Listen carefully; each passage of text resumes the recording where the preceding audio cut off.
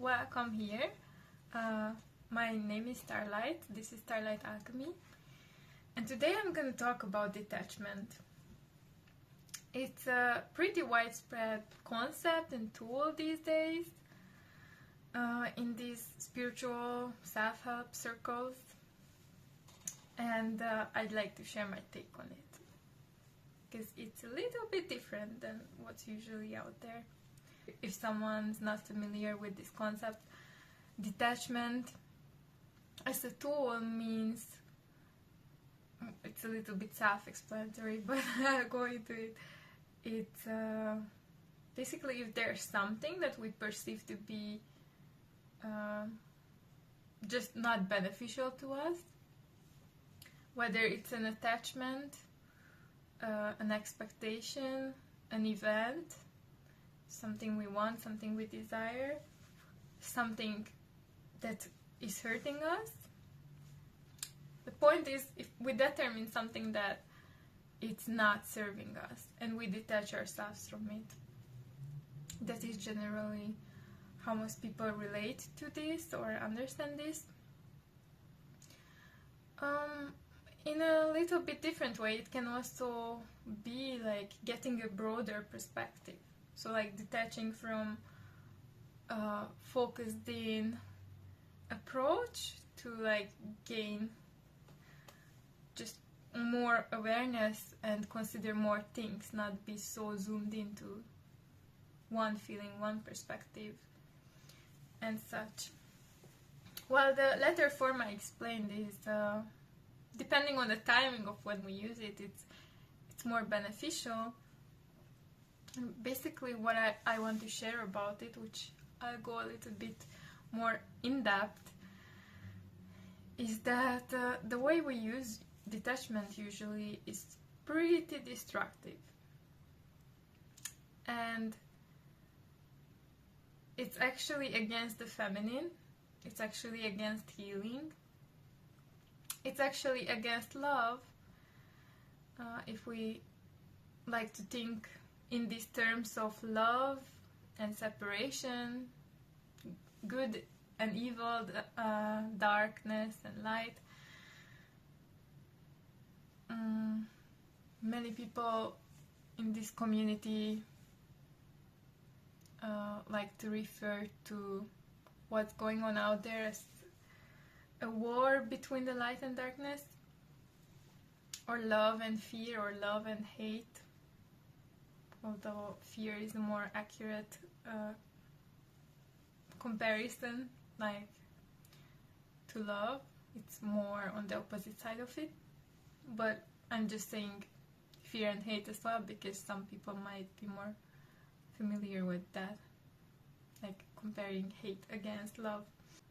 So ultimately what that comes down to, as we talk about love bringing in the utopia, the new age, the new world that we all want, and fear being the opposite, at the opposite end, really what we're talking about is oneness versus separation.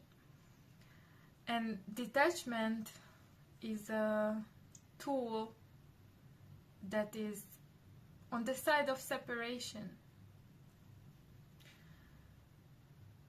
because literally what we're doing is we pick something out, we decide this is wrong or this is not serving us, and we push it away, we disown it. Now, we might be accurate about our perspective that a certain thing doesn't serve us, and it could use some transformation, things that are not benefiting us. So we're basically saying, you don't belong here, get away from me. Whether it's a thought, whether it's a feeling, whether it's... Usually it's something internal, right? It can also be a form of doing it with relationships, detaching ourselves from someone, but usually when we talk about it, we mean that I detach from them internally. so that I can also remain far away externally. That's the kind of detachment I'm gonna be talking about, and that is what we usually mean when we refer to this concept or this tool. So we're separating ourselves from something, so by then it becomes suspicious, like, is this actually a healthy, beneficial, spiritual tool? Because anything we use to create separation, this is something we're usually not aware of enough, but that means, oh, like, am I actually choosing love here? Am I actually healing here? Or is something else happening? So usually the way we use detachment is a fear-based, separation-based concept, with an exception that I will get into more later on. So it's not just a bad tool that's always harmful. In most of the cases we use it, it is harmful. And yeah, I'll just share my perspective, and if that changes yours on detachment, and if that inspires you to no longer use this tool, I think that's a great thing. Or just like in the circumstances and ways where it's genuinely aligned. So my question would be, if a child goes through something traumatic in their home, whether it's from parents or otherwise, and they get, like, let's say they are crying, they are really impacted by the thing, let's say something abusive happened, I'm not going to specify now because there are many things we could possibly think of, and they are crying, would you tell them that the solution is to detach from what happened, detach from how they feel, and just, yeah, that will solve everything? Or, like, what would you do with that child, whether it's you from the past or another one? What do you think would be healing for them? To become like an apathetic, numb, detached someone that just is like, doesn't feel impacted by anything, and whatever is happening to them, they are like, just like, cool about it, and they might try to, like, calmly, stoically avoid certain situations, but they are just so unaffected. Like, that's not very realistic. That's not how we usually respond when we are little, for a reason, because that's not how humans work. So when we use this tool on ourselves, towards parts of ourselves, towards our feelings, what we're really doing is that exact thing. So if something within us is impacted and is feeling things, and it's like telling the child, like, stop crying, like, this doesn't work, stop. Okay, like, it might not work, but the child doesn't have any better tools. What they need is for someone, a grown adult, a mature, loving, caring person, to go up to them and soothe them and embrace them and pick them up and listen to them and how they feel, what happened, and do their best to repair that situation. So what we need is not any different from that. Just because we're adults now, these parts of us that are impacted actually are often our wounded inner children. And I understand where this need for using this tool of detachment comes from. It's actually our sense of powerlessness being triggered. So something happens to me, someone does something or otherwise, and I just feel the impact of that. I'm feeling things strongly. I have thoughts. Maybe I'm spiraling. And I feel powerless to the way I'm impacted. So, and it's scary that these things are outside of our control. Like, I didn't want this person to do this thing or say that thing. I didn't want this event to take place, and yet it happened, and I'm just impacted, and that just feels like I'm in so much pain, and there's nothing I can do about it. Something or someone outside of myself subjected me to that, and I'm impacted. That's scary. So we cope with this powerlessness, and we spread this tool around, like, oh, look, this works so great. Just detach from it. And I understand that. But we identify the wrong problem. That's where this all goes off. Is that we look at that crying inner child, and we're saying, oh, you're the problem, because, like, you're in pain. If you wouldn't be here, we wouldn't be in pain. But really? I don't think so.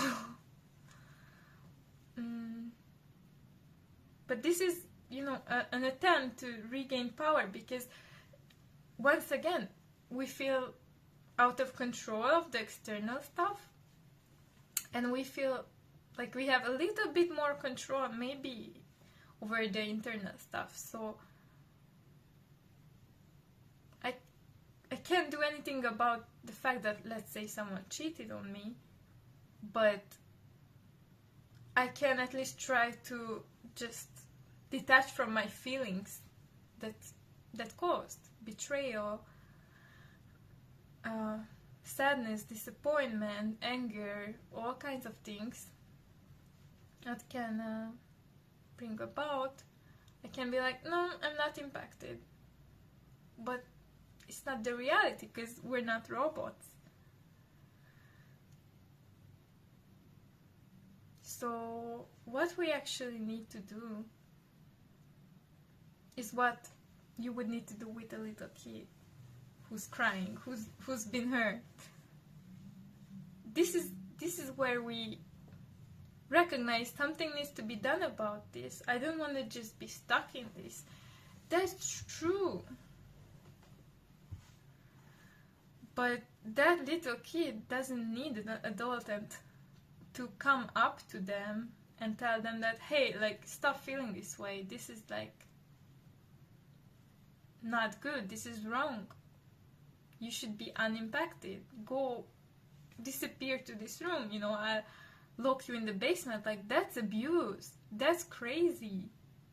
And that's what we're doing internally when we get hurt and we say, oh, well, I'm using detachment, or I want something, and I'm detaching myself from that. Like, it's wrong to be attached. It's wrong to have feelings come up and be in those feelings. So, yeah, the recognition is accurate. Like, someone needs to step up. Like, something needs to happen. We don't want to just be stuck in that. Not necessarily. That's, like, stuckness is against life, right? Life moves forward. It's constant change. We don't want to get stuck anywhere, really. Unless we truly, truly feel happy with that place, but then we wouldn't call it stuckness, we would call it stability.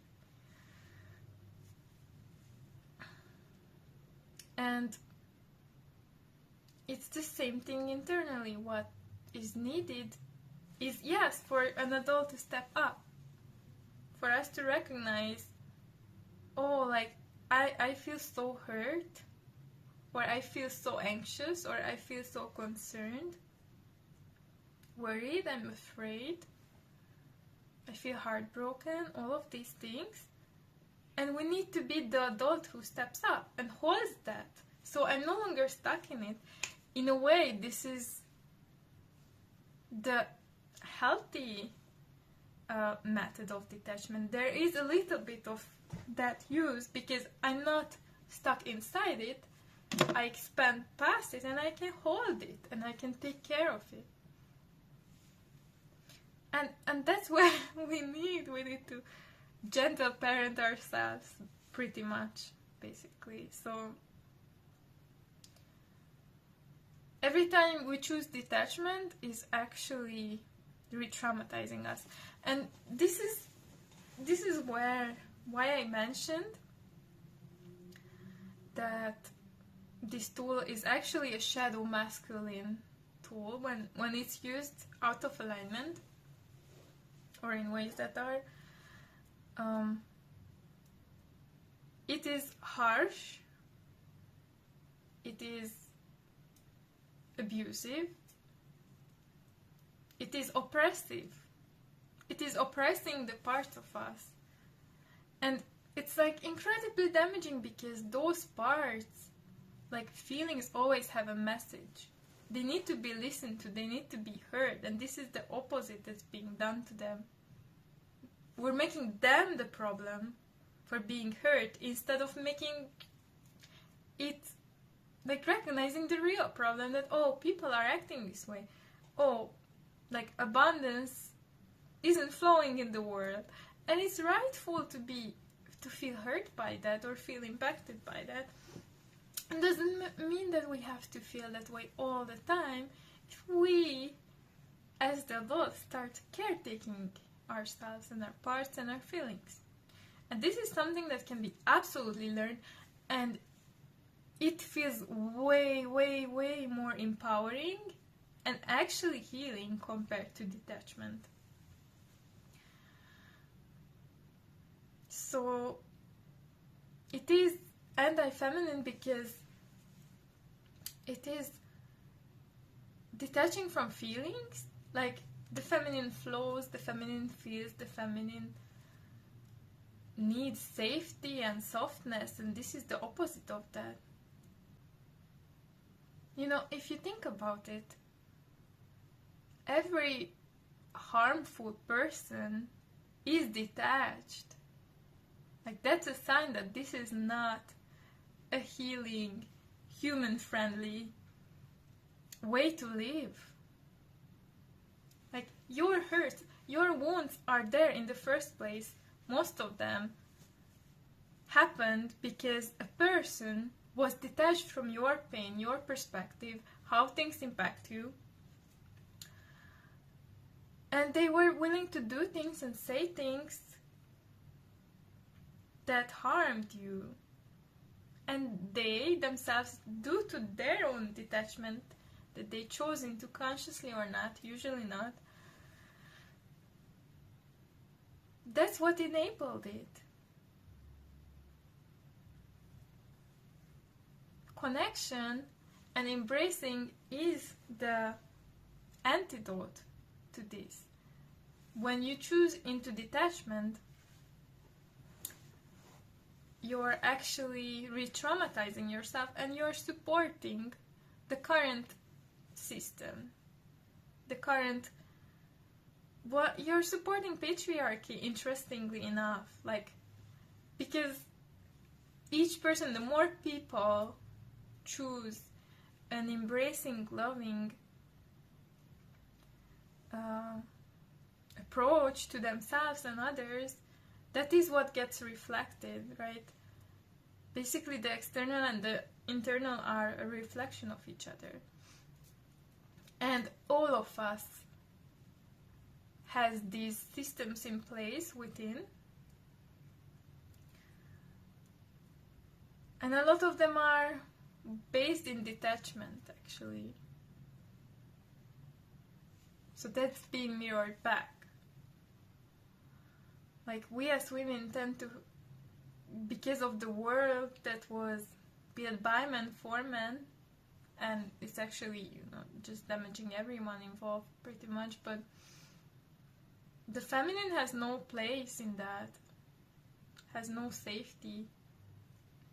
Sensitivity, vulnerability has no place in it. And we're the ones who have to create that place, at least for ourselves, at least for the people around us, maybe our children. And by the way, here I'm talking about everyone. I'm not saying just women need to stop oppressing their feminine within, which is what we're doing when we use detachment or similar shadow masculine tools. This applies to everyone, because everyone's internal world has feminine and masculine as well.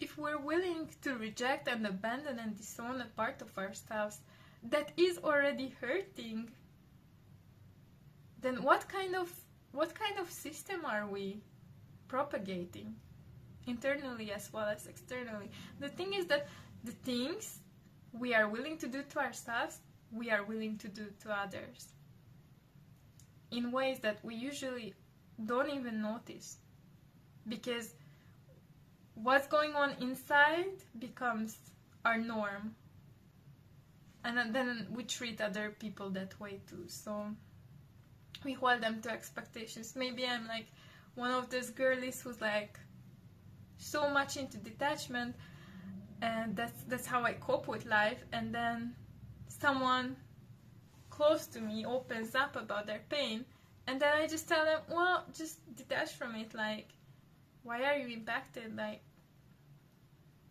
don't cry over a boy, or, you know, whatever else. It's like embarrassing. And honestly, whether it's you or someone you know, like, do you see those people to be happy? Well, I want to talk about this sometimes, but no, they are cool. They are not happy. You don't see them be genuinely joyful and like flowing in life. And what you see is this. Yeah, this works well. I've had these results from it.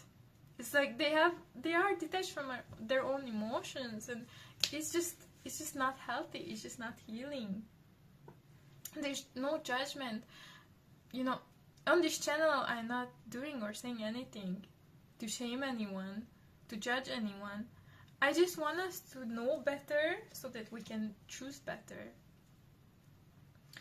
And I want everyone to live in this embracing, loving system internally and externally as well.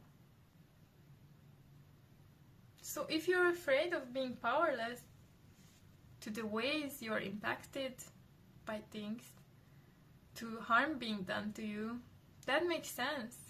And it's great that you want to do something about it. The part of you that was susceptible, if it was, to using this tool, like that part is loving us too. Everything within us is doing their best to love us and protect us.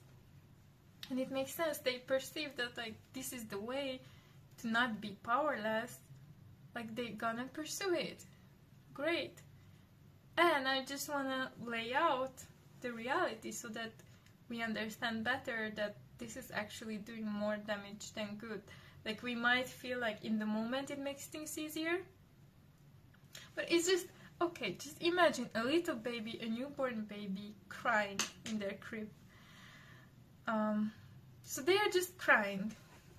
Whether it's for, you know, it could be for any reason. This is why I want to make it clear, like emotions are messengers.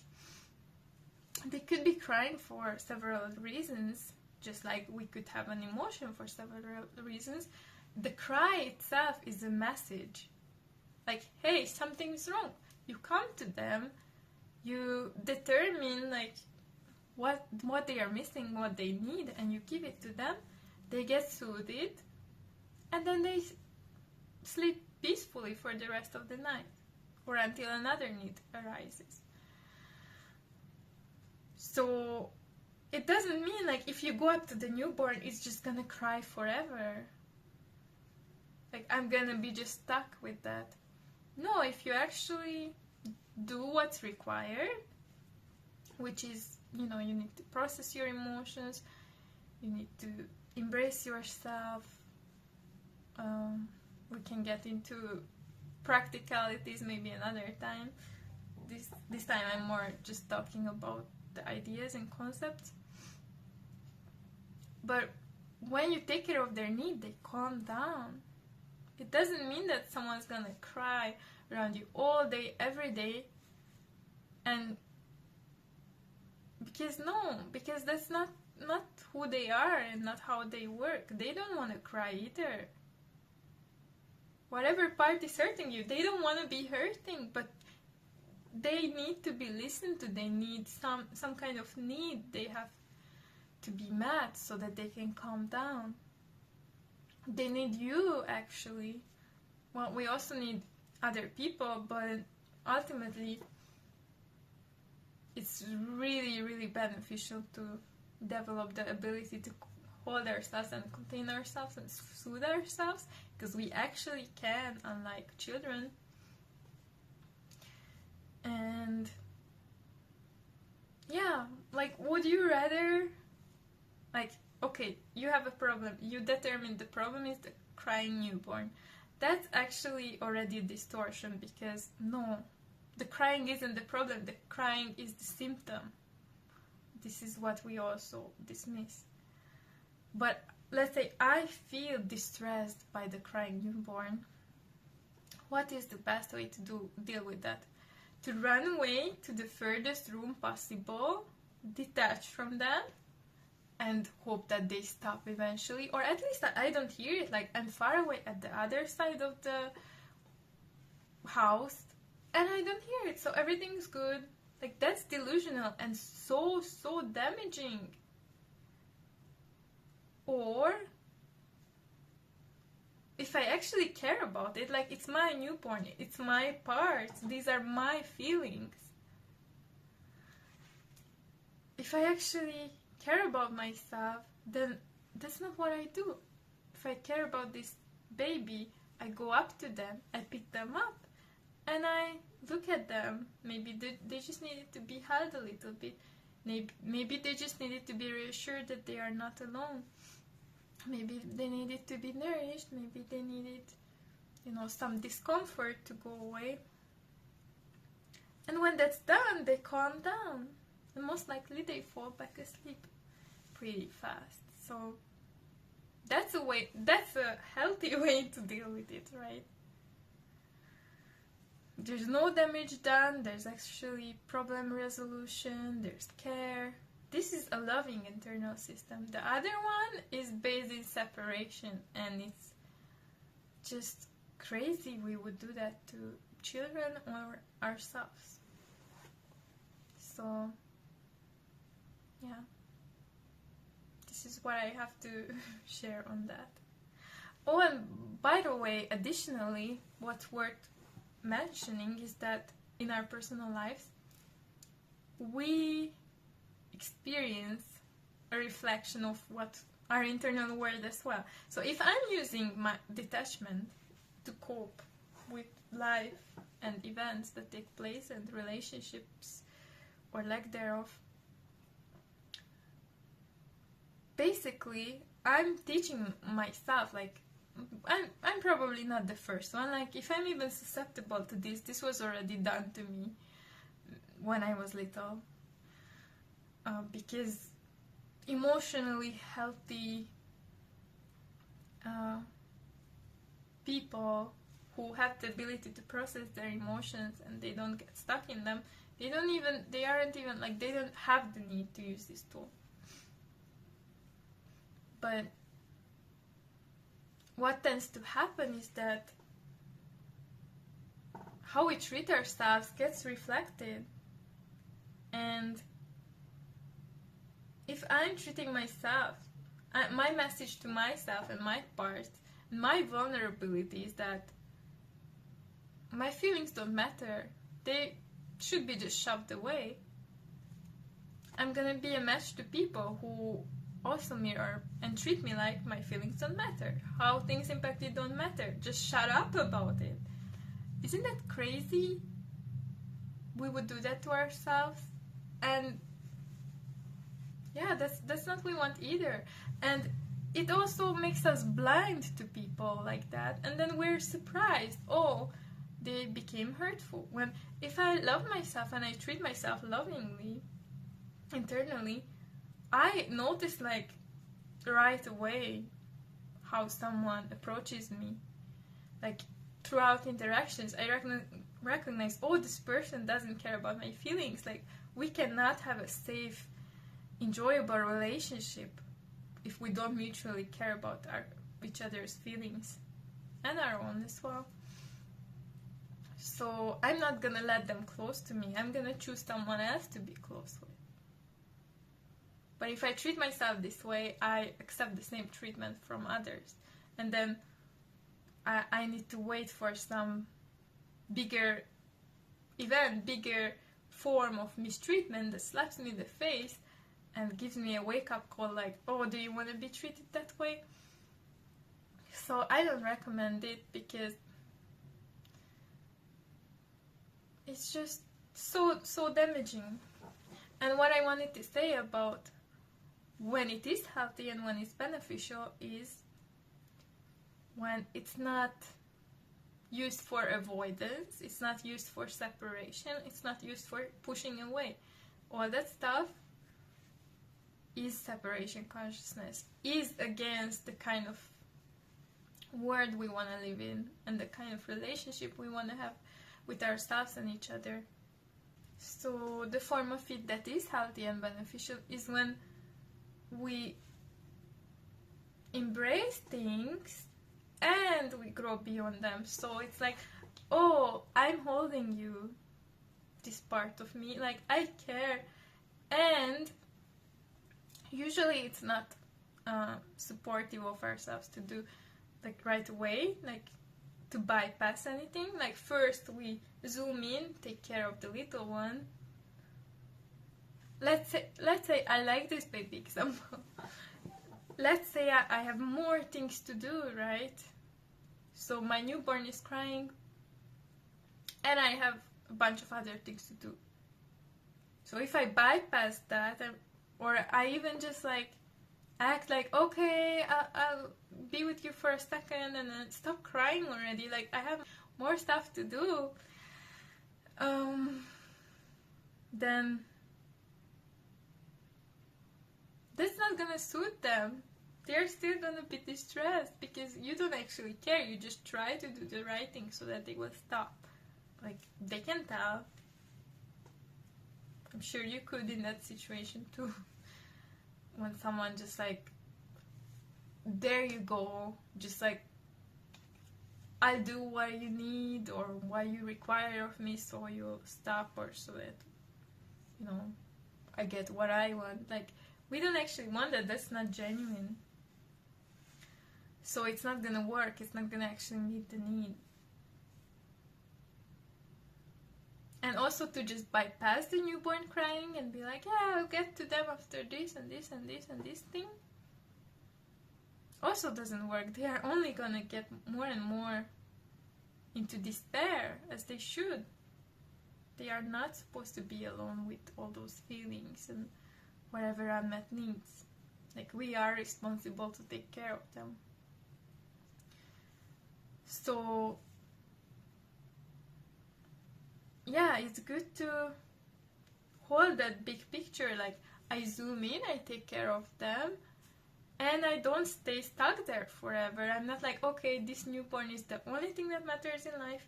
No, it might be my #1 priority, optimally. And there are other things. Like, I need to take care of myself too. I don't just neglect everything else. I don't just throw permanently away everything else and everyone else. I zoom in, I take care of that, and then I hold that within too. I'm not discarding it.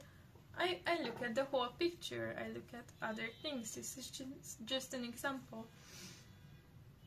And it's gonna be aligned at that point, and it's gonna feel healthy, and it's gonna feel right. So yeah, that's my take on this subject. Thank you for watching my video. I really want to put out so much more like helpful tools and ideas, and if you're interested in that, then I would appreciate you subscribing to the channel or giving me a like. Well, not me, just the video, because I don't need that kind of approval, but yeah. So thank you for watching, thank you for spending your time this way, and I just really hope that your relationship with yourself is gonna just heal further and further, and if I could support you on that with this, then yeah, that just makes me happy. So thank you.